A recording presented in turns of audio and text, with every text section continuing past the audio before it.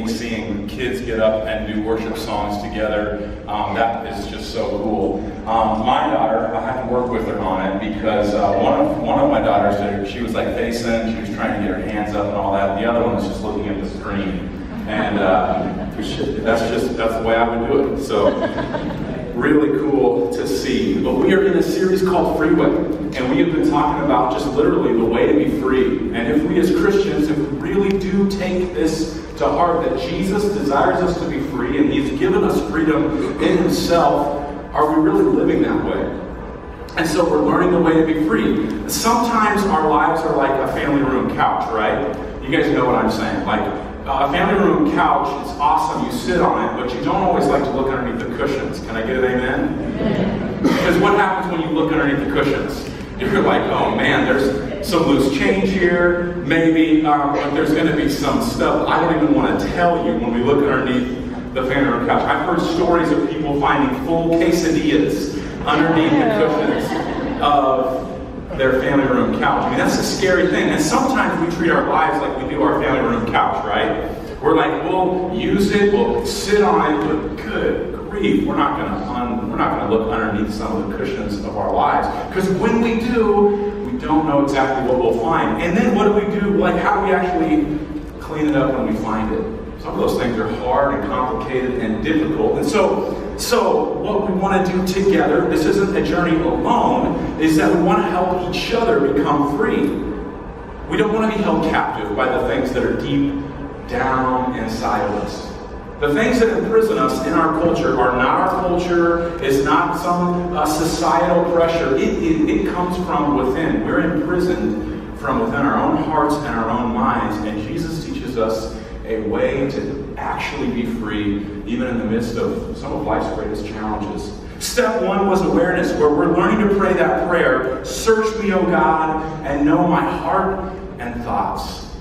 Like if we just dedicated ourselves every week, Psalm 123, we said, man, God, search me and know my heart and thoughts. We just want to be aware, God, of what are those thoughts and those feelings, those things that I've had inside. What are you teaching me about those things? Make those things aware to me. Step two, last week, Brady taught us about discovery, and that when we actually look into our lives, we want to look with compassion. You ever notice how sometimes you look at another person's life and you're meeting with them and they're talking about woe is me and how awful they are, and you're the one that steps up and says, oh, it's not that bad. You look at them with so much compassion, but you look at your own story with so much guilt and condemnation. Why do we do that? God wants to help us discover those things so that we can actually be free. And today, we're asking a different question. We have awareness, pray that prayer, God, search me and know my heart and my thoughts. And today we're talking, and last week we talked about discovery. Today, what do you do when you discover crud inside? You discover it. You're aware of it. What do you actually do you discover it? Because let me just tell you, the point of the series is not to show you the different things in your life that just aren't working right, like you just go and fix it somehow. We actually want to teach you how to take ownership of it. Step 3 is ownership. What do we do when we find crud inside our lives? Well, we're going to take ownership of it. This is going to be tough, okay? This is one of those tough messages to teach. But I want you to know that I do it because, man, the truth of God is here. It's going to be in His Word. We're going to read it. But it's also out of love. You ever notice freedom is not an easy journey? It takes a lot of looking inside, pulling some things out that maybe we haven't looked at in a long time, voicing some things we haven't voiced, confronting our sin or our past or whatever it is that we have, our fears, our anxieties, our depression. We want to separate those out. We want to look at those things and actually talk about how we move forward. Because it's so tough, this is going to separate those who talk the talk and those who walk the walk. Because here's a hard truth I want you to grasp. You can't blame your way to freedom. Okay? It is impossible to blame your way to freedom. There's 2 points I just want to put in front of you today. Just 2. The first one is this. Taking ownership means I stop blaming God and others for my circumstances. And even when I read that to myself, and it is hard to let that sink in. Taking ownership means that I stop blaming God and others for my circumstances. You ever notice that we teach our kids how to eat and sleep, walk, talk. We teach our kids so many different things. But then you don't actually have to teach your kids how to blame. You notice that? It seems to just come naturally to every single person on planet Earth. Like, we're so used to blaming things. We blame people, we blame circumstances, we blame things. Last night, I kid you not, I'm walking to get ready to walk out the door somewhat quickly, and I go upstairs in our bedroom, and on Friday nights, the girls got to sleep in Mama and Daddy's room, which means they sleep in their sleeping bags on the floor. They love it. Like, they can sleep in their beds, but they love to sleep right by our bed on that night. I walk into our room and over to my dresser, and I step on a plastic ice cream cone thing. And I thought my heel had just broken. Like, I thought my foot had just fallen off because I stepped on it with all of my weight. And what do? I blame the ice cream cone. I blame my daughters. I blame the sleeping bag. I blame everything. I blame it. Nicole, why didn't you get the girls to pick this up? And I'm just looking to blame every little thing. Which really, what was the issue? I was in a rush. I didn't look where I was going. I stepped on an ice cream cone, like a little plastic thing. That is crazy to me. But we blame and blame and blame and blame. Not just us. Look at this story in Genesis chapter 3, verse 11 through 13. This is all the way back to the beginning when we can learn about our ancestry, each of our ancestry in here. Adam and Eve actually experienced this. Genesis 3, 11 through 13. It'll be on the screen if you don't have it on your phone or in your Bibles there at your seats. But just check this out with me. It says, God has come into the garden, and he sees Adam and Eve, and they know something's wrong. They've been hiding, they've been running. And here's the conversation. And he said, "Who told you that you were naked?" All of a sudden, Adam and Eve realize, they didn't know this before, now they realize that they're naked. Now they realize there's something off, or there's something different, or there's something not right, and they're communicating to God about it, and God's like, "Wait, who told you that you were naked? How do you know this?" They've just eaten from the tree of the knowledge of good and evil, the only thing they weren't supposed to do, and God asked this question, "Have you eaten from the tree that I commanded you not to eat from?" The man said, Adam says, "The woman you put here with me, she gave me some fruit from the tree, and I ate it." Whoa. The blame game. Already. Maybe that's in us. Maybe we go to that first before we go to anything else. But it's not just men. Here's when the Lord goes to the woman. The Lord said to the woman, "What is this you have done?" The woman said, "The serpent deceived me, and I ate it." You see what happened? In the very beginning, they both partake in the one thing they weren't supposed to partake in. God shows up and calls them out, and they both blame someone else. You would think that the bad guy in the story is Satan, but God doesn't let them get away with that. The bad guy is our ability to blame.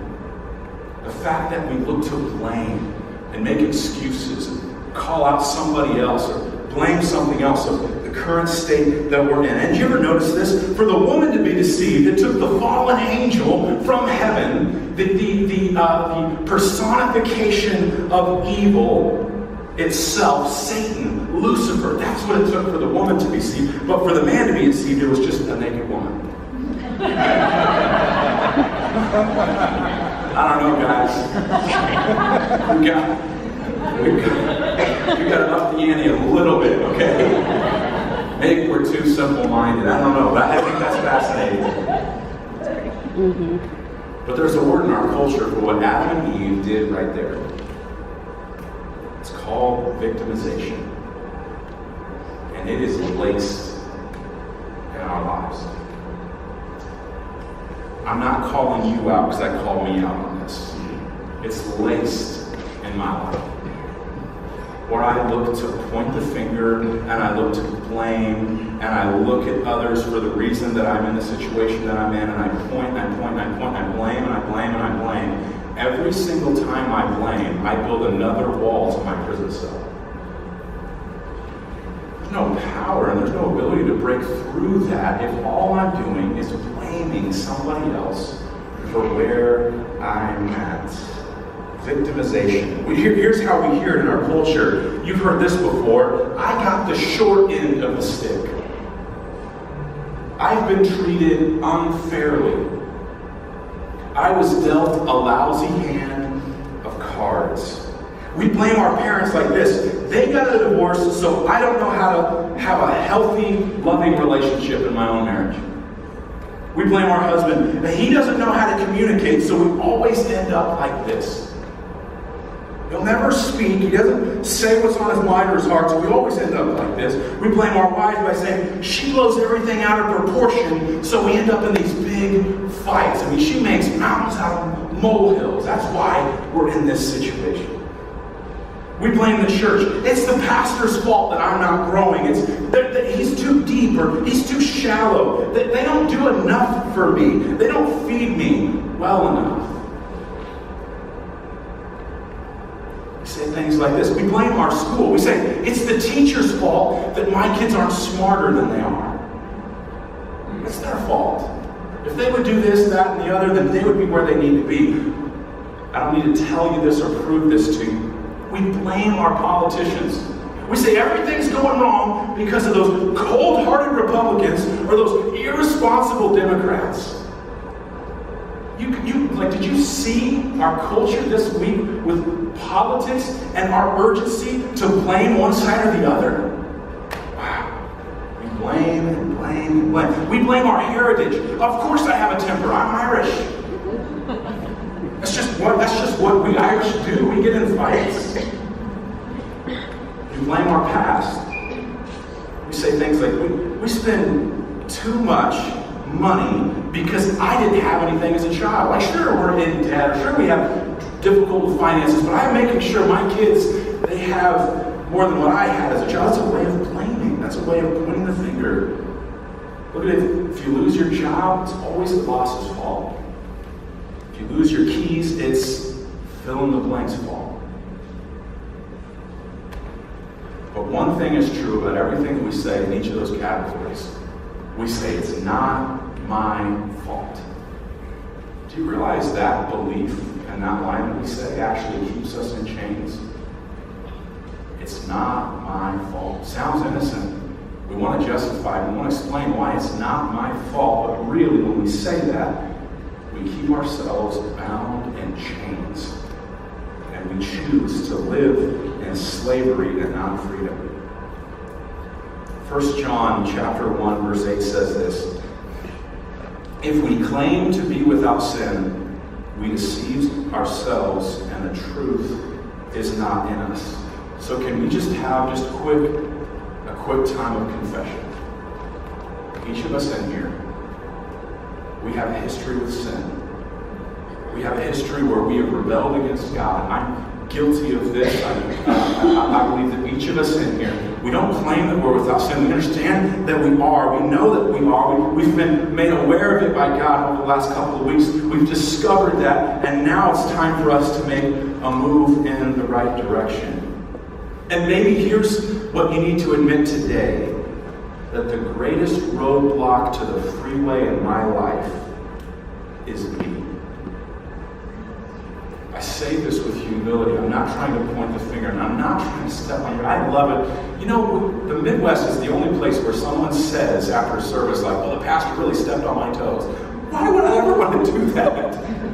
The Bible is a step on your toes. It's a great message of love, grace, forgiveness, mercy, and that the Savior took the cross so that your toes aren't stepped on.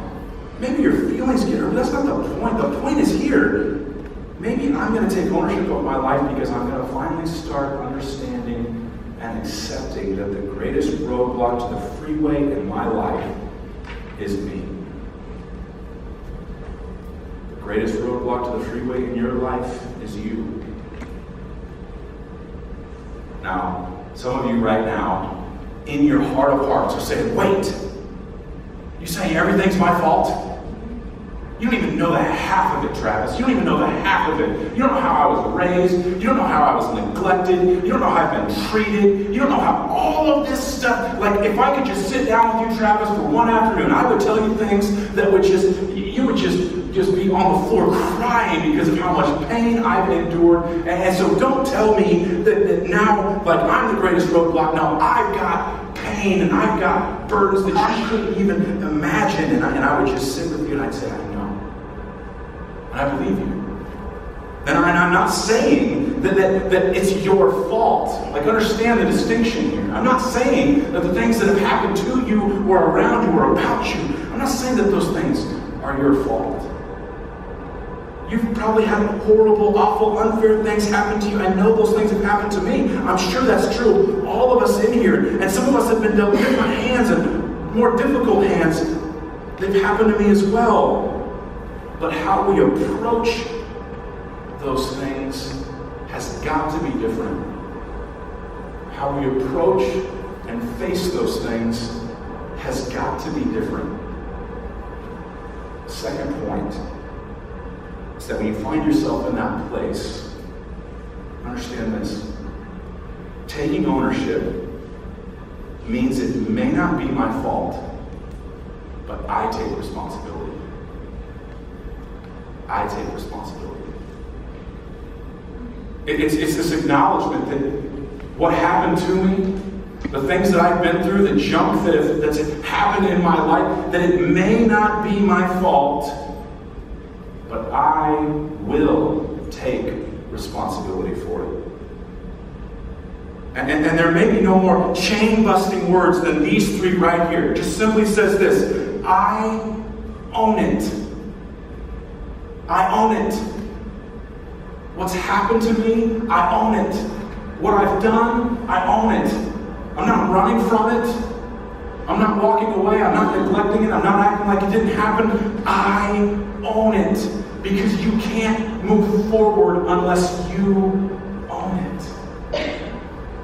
You can't break out of the prison walls in your life if you don't look in the cell and say, no one else is going to break me free here. Christ has given me freedom. I own it. And I walk with him.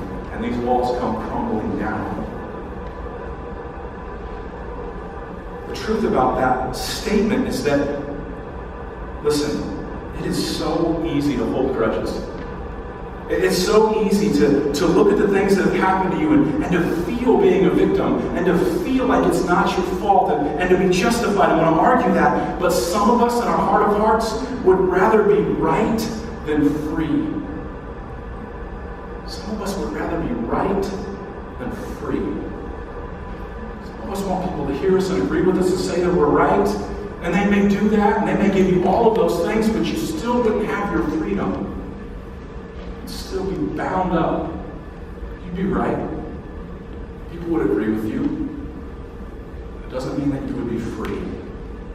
I've got a friend that I meet with on a monthly basis, and he's in a job situation that every time we get together, it would be something new that he'd be complaining about with his job. He's unsatisfied with it. He was unsatisfied with his job description, unsatisfied with his boss, and his responsibilities. Like, there really wasn't anything that he was very satisfied with his work.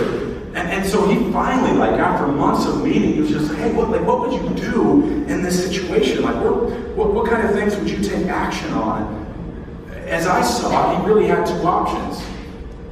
He could change his job, go find something else. The grass is always greener, right? We know that. The grass is always greener. Or he could change his attitude. What else can you change?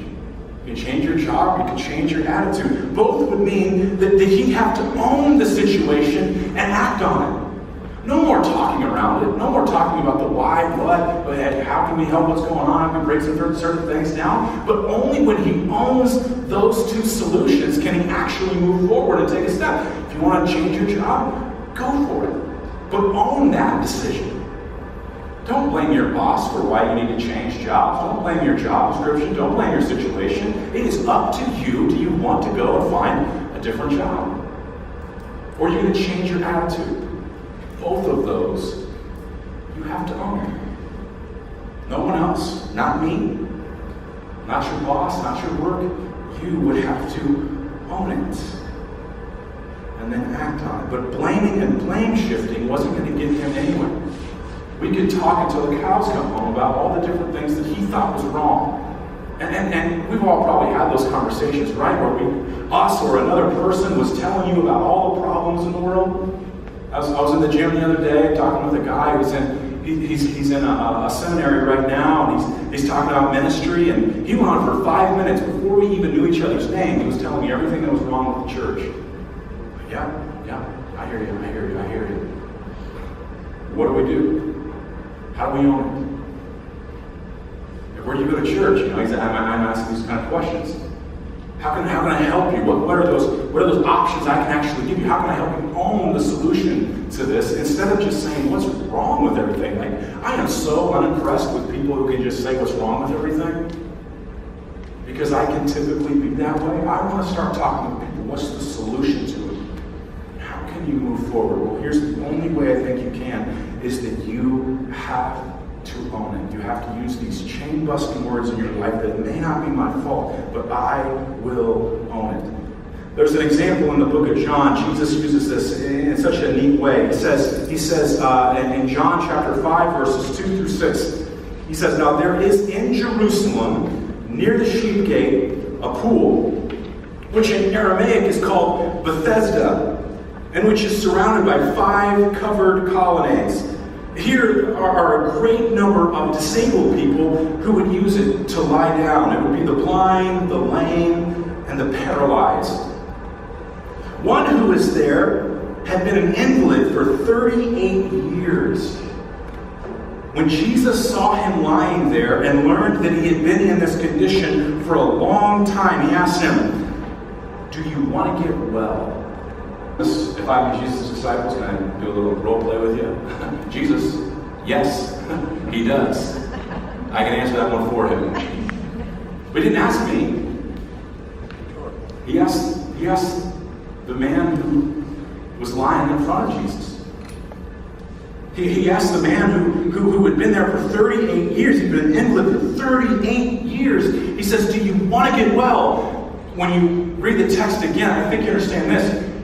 Jesus wasn't asking that question because it was an obvious yes. He was asking that question because I think he seriously wanted to know, what was this man's answer going to be?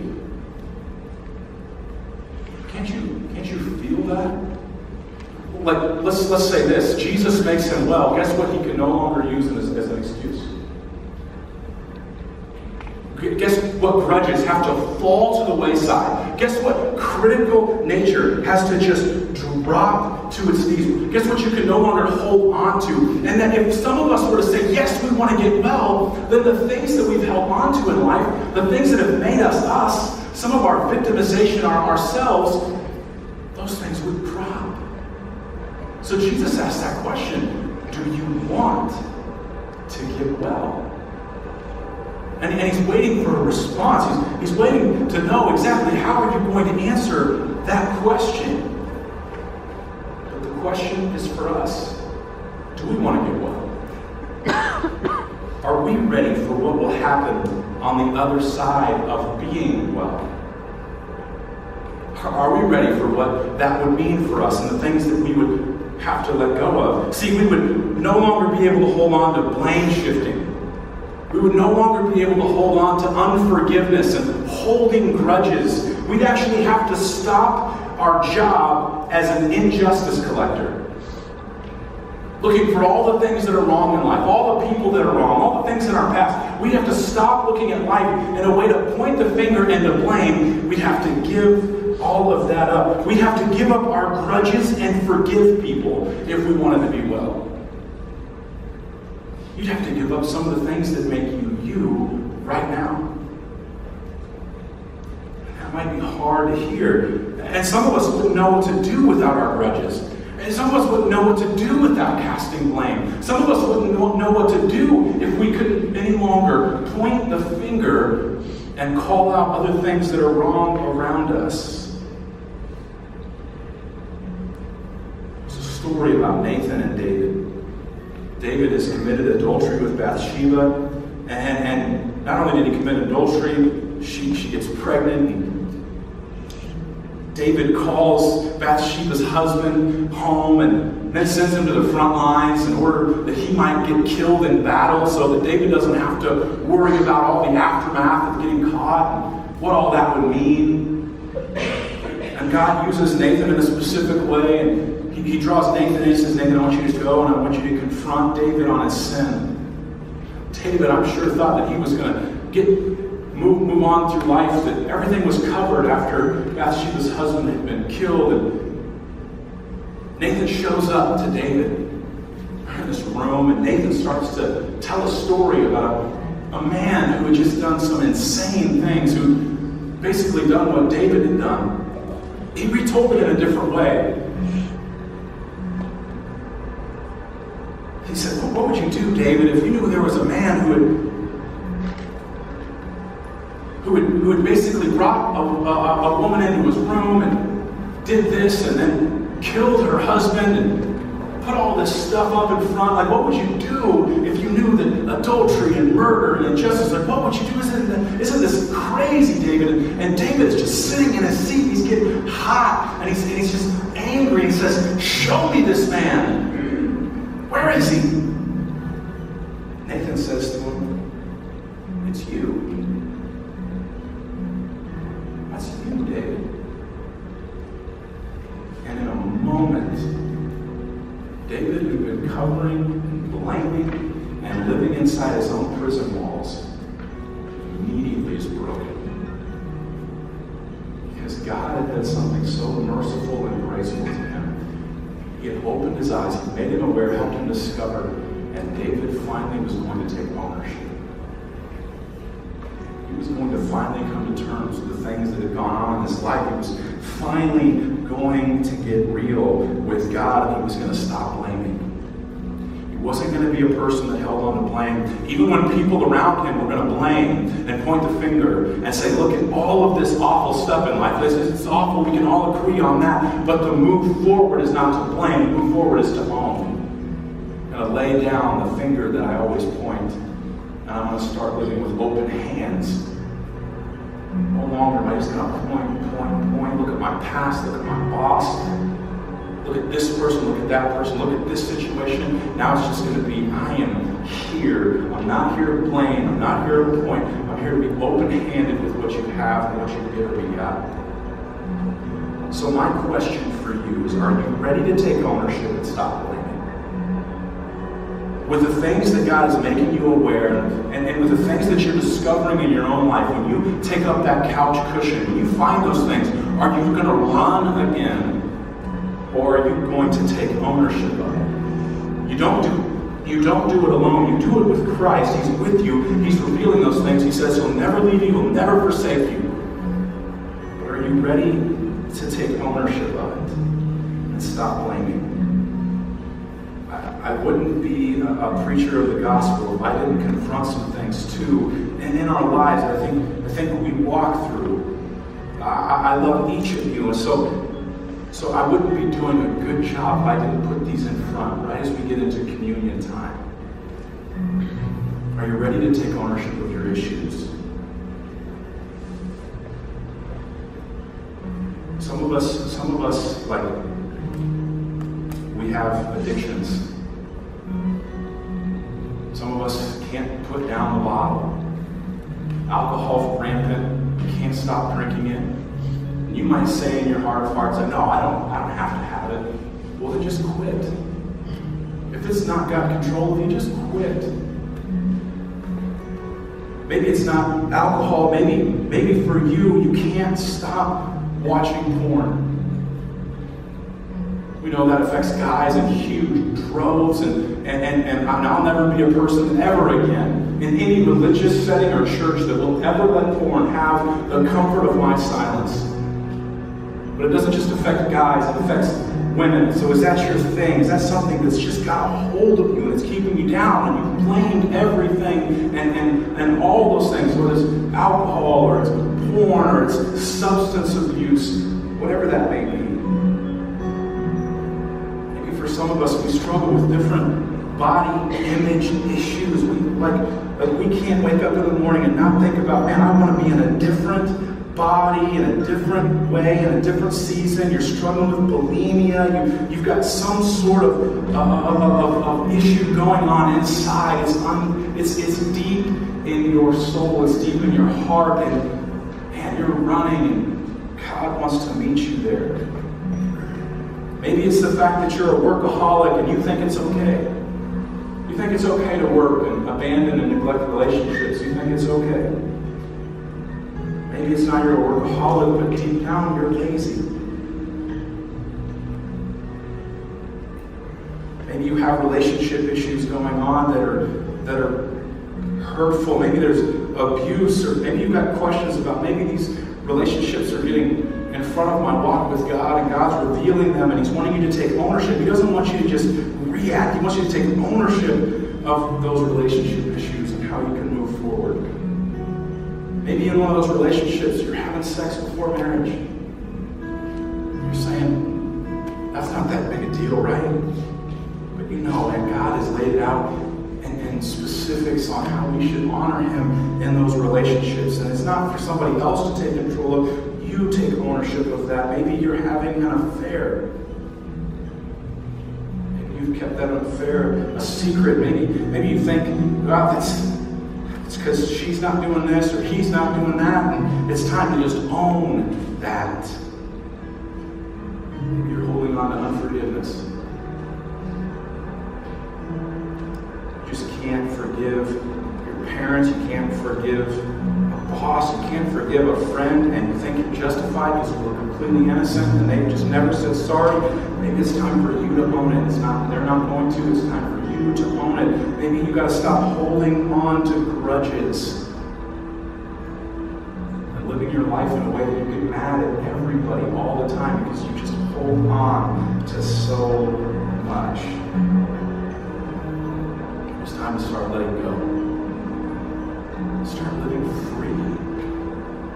To begin to take ownership of your life. There was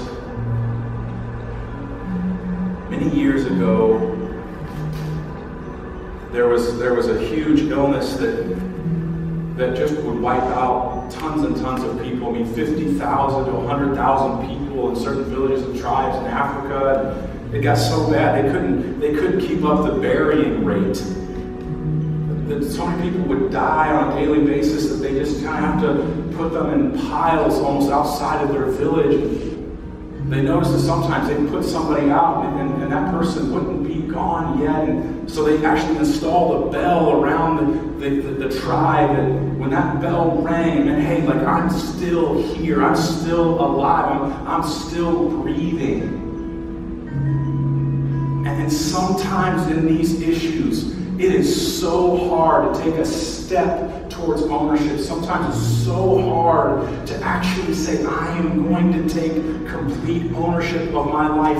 You don't have all the details worked out. You don't know how to exactly get those things out of your heart, out of your mind, and confess those, make those open. And so maybe this morning, you don't need to do anything other than just in your own heart, ring the bell and say, God, I'm here. I'm not dead yet.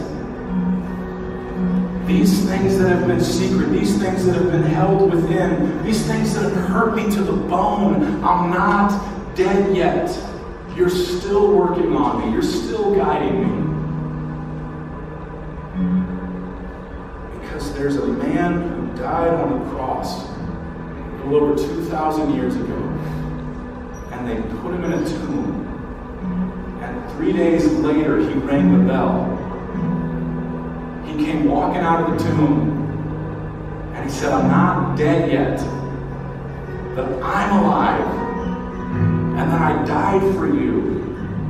And then I walked out of the tomb to give you freedom so that you would live life to the fullest. Own your issues.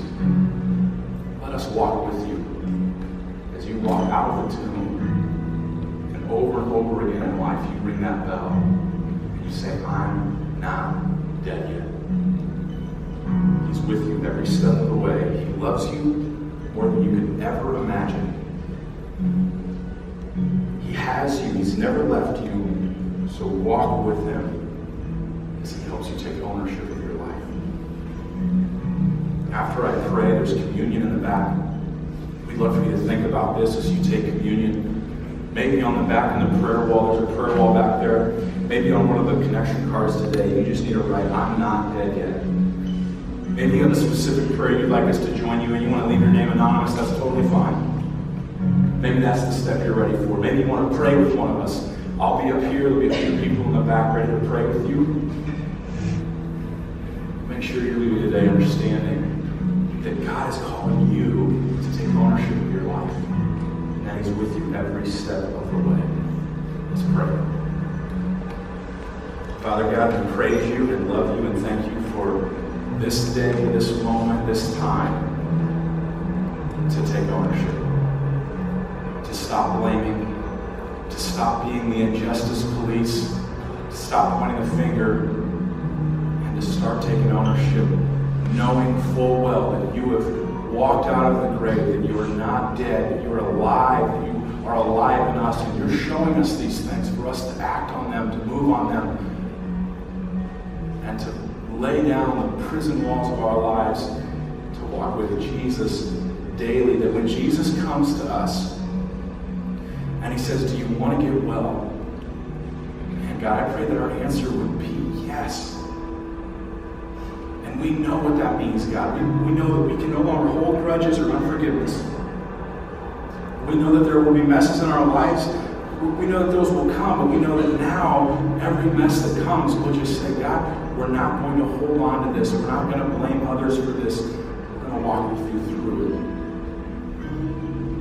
Give us the confidence and the courage to face these things and to take ownership and to do it understanding you died on the cross to give us freedom. Father, we love you and we praise you. It's in your Son's name we pray.